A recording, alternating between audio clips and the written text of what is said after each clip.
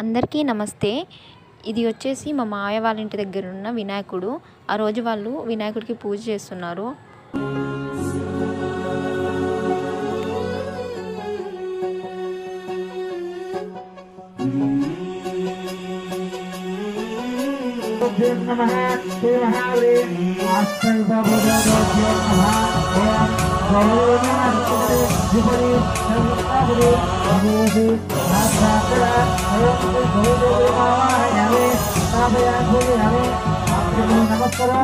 गणनायकाय गणदैवताय गणाध्यक्षाय धीमहि गुणशरीराय गुणमण्डिताय गुणेशाय